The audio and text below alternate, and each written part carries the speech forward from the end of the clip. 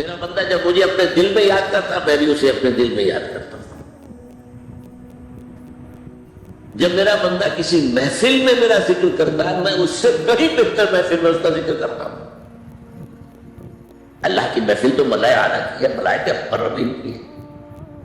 اور اللہ کو تم اپنے دل میں مستحضر رکھو، اللہ تعالیٰ تمہیں بھی یاد رکھے. دوبارہ فرمایا احفظ اللہ تجدہ امامک، اللہ کو یاد رکھو تو اپنے سامنے موجود پاؤ گے جب چاہو تو آتا. تو احفظ اللہ تجدہ امامک یا وجاہت جب سامنے موجود پاؤ. اذا سألت فاسأل اللہ امام یا امت کسب. دیکھو جب مانگو غیر اللہ کے سامنے ہاتھ دراز خود بھی مانگو. ایک حدیث میں آتا ہے یعنی خراب نہیں ہے، دنیاوی قواعد اصول قوانین کے تحت کسی سے مدد چاہنا تو سوال کرنا حرام نہیں ہے. سوال کرے مدد لے، اسی پر دنیا قائم ہے ایک دوسرے کے ساتھ تعاون کے ساتھ. لیکن اونچا مقام کیا ہے؟ کسی سے سوال مت کرو سوال کرو. یہاں تک کہ جوتے مانگنے کا تسمہ تمہیں درکار ہے تو بھی کسی سے مت مانگو، اللہ تمہیں کیا پتہ اللہ کس کے دل میں ڈال دے وہ آ کے تمہیں تسمہ پیش کر. ہوتا ہے ایسا مسافہ ہوتا جو اللہ کے ساتھ لو لگا کر رکھنے والے ہو کہ تو ایسے واقعات ہوتے ہیں ان کے دل میں ایک بات آئی اور اس کے بعد وہی بات جو ہے وہ شخص آ گیا اس کو وہ بات نہیں. کیونکہ لوگوں کے دل جو ہے وہ اللہ کے دو انگلیوں کے مابین چاہتا پھر دیتے. جب تعالیٰ کسی فرشتے کو انسانی شکل میں دیکھتا ہے، فرشتہ آتا ہے انسانی شکل میں آتا ہے، آپ کی تکلیف کو رفع کر دے، آپ کی ضرورت کو پورا کر دے، اسی سے بات کسی اور سے. یہ ہے توحید کا لب لباب. یوں سمجھیے اسلام کی جڑ کیا ہے؟ ایمان. اسلام کا جو خارجی نظام عمل ہے، انفرادی اعمال ہو اجتماعی ہو، ان سب کی روح رواں کیا ہے؟ ایمان. دیکھ ایک بات ہو گئی. ایمان کا خلاصہ روح رواں کیا ہے؟ ایمان باللہ. جیسے ایمان بالآخرہ بھی ہے، ایمان بالملائکہ ہے، ایمان بالانبیاء ہے، ایمان بالرسل ہے، ایمان بالکتب ہے، ایمان بالقلب ہے. لیکن اصل ایمان، اسی لیے ایمان مجمل میں آپ کو معلوم ہے کسی اور چیز کا ذکر نہیں. آمنت باللہ قباح و باسمائہ و صفاتہ و قبیل جمیع احکامہ اقرار باللسان و تصدیق بالقلب. یہ ایمان مجمل اجمالی طور پر ایمان اس کا نام ہے. ہاں مفصل تفصیلی طور پر آمنت باللہ و ملائکتہ و کتبہ و رسلہ والیوم الآخر والقدر خیرہ وشرہ من اللہ تعالی. تو اسلام کی جڑ ایمان اور اسلام کا سارا جو نظام عمل ہے، چاہے انفرادی اعمال ہو چاہے اجتماعی، ان سب کی روح نواں ایمان. اور ایمان کا خلاصہ ایمان باللہ. اور ایمان باللہ کا اصل حاصل وہ ہے جو سمجھ بنا. اس کے دو تقاضے، عبادت صرف اسی کی، استعانت صرف اسی. اس لیے میں نے سورہ فاتحہ میں تذکرہ شروع کیا. یہ عبادت کا جوہر ہے، عبادت کا جو ہے یہ ایمان کا حاصل. عبادت صرف اس کی اور استعانت صرف اس کی. استعانت ہی نہیں ثواب بھی آنے ابھی مدد ہے. آپ کسی سے کچھ مدد مالی چاہ رہے ہیں یا کوئی اور مدد چاہتے ہیں، کسی کام میں مدد چاہتے ہیں، جیسے میں نے کہا تھا کہیں سفارش کرانا چاہتے ہیں مدد، وہی کام فاستعن باللہ. اور جب مدد مانگو صرف اللہ سے مانگو. اور وہ سارے الفاظ یاد کر لیے: استدعاء، استعانت، استغاثہ. یہ جو غوث اعظم سے استغاثہ کیا جاتا ہے، شرک. استغاثہ اللہ سے، دعائی اللہ کا.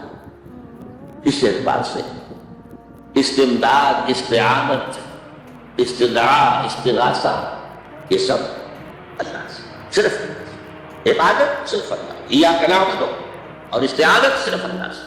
مانگو صرف اللہ سے، جب مدد کرو تو صرف اللہ سے تمام لوگ جمع ہو کر تمہیں کوئی فائدہ پہنچا ہو جائے نہیں پہنچا سکتے الا بشیء قد كتب الله لك وان اجتمعوا على ان يضروك بشيء لم يضروك الا بشيء قد كتب الله عليك، اگر سب مل کر چاہے تمہیں کوئی نقصان پہنچاتے نہیں پہنچا سکتے مگر وہی کچھ جو اللہ نے تمہارے لیے لکھا۔ اب بتائیے خوف کی جڑ کر جائے گی، یہ جو ایمان جو ہے یہ خوف اور فضل دونوں سے نجات رکھنے والی بات ہے۔ جو حقیقی مومن ہے وہ اللہ کا ولی ہے، حقیقی وہ اللہ کا ولی، اور الا ان اولیاء اللہ لا خوف علیہم ولا هم يحزنون، یہ اولیاء اللہ کو علیحدہ مخلوق نہیں ہے تو ان کے سر پہ سینگ نہیں ہوتے، انسان ہی ہوتے ہیں، لیکن حقیقی معنی میں مومن ان کے تعلق سے جو آج ہم پڑھ رہے ہیں ایمان اس درجے کا پہنچ گیا تو اللہ کا ولی ہے۔ اور تو کوئی خوف کس بات کا، کس سے خوف کروں، اس کے ہاتھ میں کچھ ہے ہی نہیں، اور اگر کچھ اللہ نے میرے لیے لکھے وہ آقت ہے کہ اب اللہ گڑ گڑاؤں اور اس کے سامنے چھوڑ دے، اگر اللہ نے لکھا ہوا ہے تو کاہے کو اس کے سامنے گڑ گڑا، کاہے کو جب بسائی کرنا اس کے سامنے، اور کسی کے ہاتھ میں تو ہے ہی نہیں، میرا خیر ہے کاہے کو پوچھا کرتا اس کی۔ اور یہ رفعت الاقلام، دیکھو نوجوان قلمیں اٹھا دی گئی ہیں، وجفت الصحف، اور جو رجسٹر ہے صحیفے ان کی سیاہی خشک ہو چکی، یہ ہے وہ اللہ کا علم، اس میں ہر شے لکھ دی گئی، اس کی قلم اٹھا۔ جیسے آپ کو معلوم امتحان ہوتا تھا 3 گھنٹے ختم ہو گئے، اسٹاپ رائٹنگ، بس اب قلم ہو جانا چاہیے، وہ قلم تو تقدیر کا کاتب جو ہے وہ قلم اس کا اب اٹھا لیا گیا، اور جو صحیفے جن پر لکھا گیا وہ خوشگوار ہو گئے۔ یہ تو روایت ہے جو امام ترمذی نے جس کو روایت کیا، یہ متن ان کا ہے جو ہم نے پڑھا ابھی، اور ان کا قول یہ ہے کہ یہ حدیث حسن صحیح ہے، لیکن یہی روایت اور انہی راوی سے عبداللہ ابن عباس سے رضی اللہ تعالیٰ عنہ اور بھی محدثین نے کی ہے، تو اس میں سے ایک اور متن جو ہے وہ یہاں پر امام نووی نے دے دیا ہے، احفظ اللہ تجدہ امامک، یہ تو پہلا وہ ٹکڑا تھا، وقت جاہد تھا، یہاں امامک ہے، امام مطلب ایک یہ اپنے سامنے پاؤ، اللہ کی حفاظت کرو، اللہ کو دل میں، اللہ کی یاد کو محفوظ رکھو، گویا کہ اللہ کو مستحضر رکھو۔ ذکر اللہ کے معنی کیا ہے؟ استحضار اللہ فی القلب، یہ ذکر اللہ، جنہیں ہم ذکر سمجھ بیٹھے وہ ذکر کے ذریعے اپنی صلاۃ اجل ذکری، نماز قائم کرو میری یاد کے لیے، نماز ذریعہ ہے یاد۔ یہ علیحدہ بات ہے کہ آپ نے 17 رکعتیں بھی پڑھنی ہو عشاء کی اور یاد آپ کو آئی نہیں کوئی، آپ تو ایک میکینیکل انداز میں جو ہے وہ اٹھک بیٹھک کر رہے ہیں اور آپ کی زبان سے کچھ بھی نکل رہا ہے، تو اس کا آپ کے شعور سے، دل کی گہرائی سے کوئی رابطہ ہے ہی نہیں، وہ ذکر تو نہیں ہوا۔ ہاں نماز فرض کی ادا ہو گئی، نقلی فرض ادا ہو گئی، تو جنہیں ہم نے ذکر سمجھا وہ ذرائع اللہ اللہ سبحان اللہ زبان سے، یہ تاکہ اس کی نتیجے میں ذکر حاصل ہو جائے۔ استحضار اللہ فی القلب، ذکر کے معنی ہے استحضار اللہ فی القلب، تعرف الی اللہ فی الرخاء۔ اور دیکھو کشادگی کے وقت میں تم اللہ کو یاد رکھو، اللہ سے رجوع کیے رہو، بھول نہ جاؤ۔ وہ نہ ہو جو کبھی کہا تھا، بہادر شاہ ظفر کے اشعار میں سے بہت دور کا شعر ہے، ظفر آدمی اس کو نہ جانیے چاہے کتنا ہی روح فات و زکا، جسے عیش میں یاد خدا نہ رہی، جسے تیش میں خوف خدا نہ رہی۔ وہ ہے کشادگی کی حالت میں، جب کہ تمہارے لیے کشادگی ہے، اللہ کی طرف رجوع کیے رکھو۔ یہ عارف کا فی الشدہ، تو اللہ اپنی توجہ تم پر رکھے گا شدت کے وقت میں، تمہیں کوئی تکلیف، اس تکلیف کو تم پر آسان کر دے گا۔ تکلیف تو آنی ہے، لکھی ہوئی ہے، وہ تو آئے گی، لیکن یہ کہ اللہ تعالیٰ اس کی شدت کو، ایک ہی چیز ہے جس کو ایک انسان بہت شدت کے ساتھ محسوس کر رہا ہے، دوسرا آدمی اتنا نہیں محسوس کر رہا ہے، احساس کا معاملہ ہوگا۔ وہ تو اصل میں اگر انسان کی نروز کٹی ہوئی ہے تو احساس ہو گئی، سرے سے ہی ہوگا۔ تو اس اعتبار سے اللہ تعالیٰ تمہارے لیے شدت کی کمی کرتے ہیں۔ وَعْلَمْ أَنَّمَا أَخْطَأَكَ لَمْ يَكُنْ لِيُصِيبَكَ، اور جان لو جو چیز تم سے چھوٹ گئی ہے، رہ گئی ہے، وہ ہرگز تمہیں ملنے والی نہیں تھی۔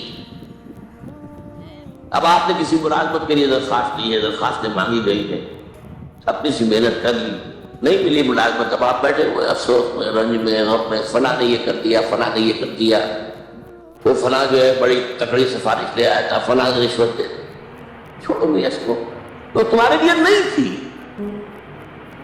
کاہے کو اپنے ذہن کے اندر یہ کھچڑی پکا رہے ہو بیٹھے، خواہ آپ شاید سوء ظن میں بھی مبتلا ہو رہے ہو، کسی نے نہ رشوت دی اور آپ سمجھتے ہو کہ رشوت دی ہے اس کو۔ یہ ساری چیزیں جو ساری سیاحت ان کی جھٹپٹ ہے۔ وَعْلَمْ أَنَّمَا أَخْطَأَكَ لَمْ يَكُنْ لِيُصِيبَكَ وَمَا أَصَابَكَ، اور جو چیز تم پر آ گئی، لَمْ يَكُنْ لِيُخْطِئَكَ، ہو نہیں سکتا تھا کہ وہ تم پر نہ،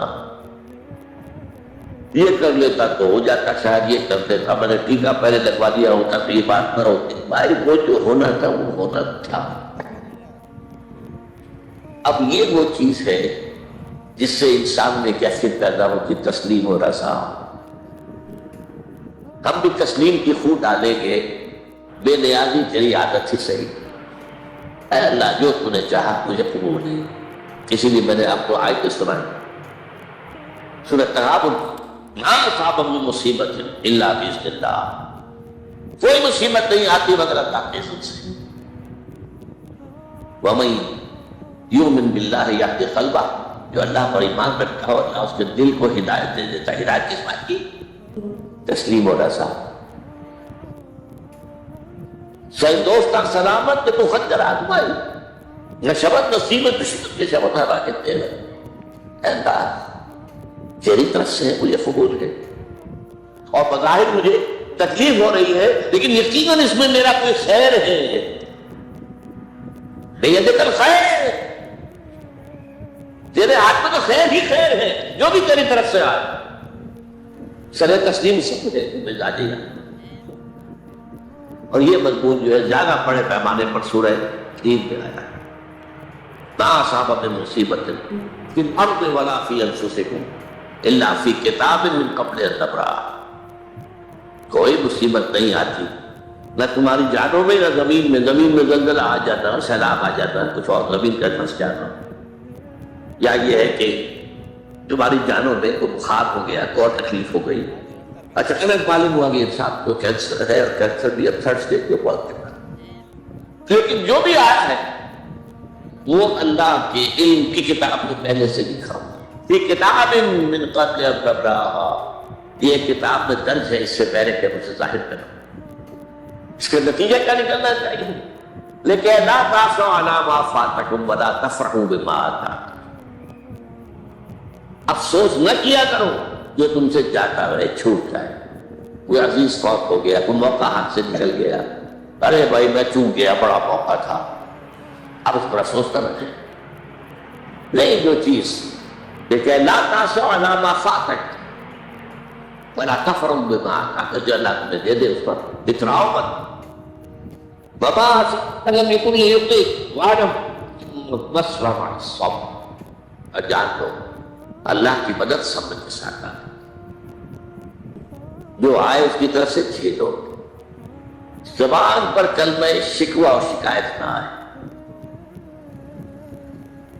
اللہ سے شکایت نہ آئے، تسلیم و رضا، جو تیری رضا ہے، تیری صحت ہمیں منظور ہے لیکن اس کو، مولانا محمد علی جوہر ایک مرتبہ جیل میں گئے، ایک بیٹی بیمار ہوئی، فوت ہو گئی، اس کے بعد دوسری مرتبہ پھر جیل میں گئے، دوسری بیٹی کو وہی بیماری،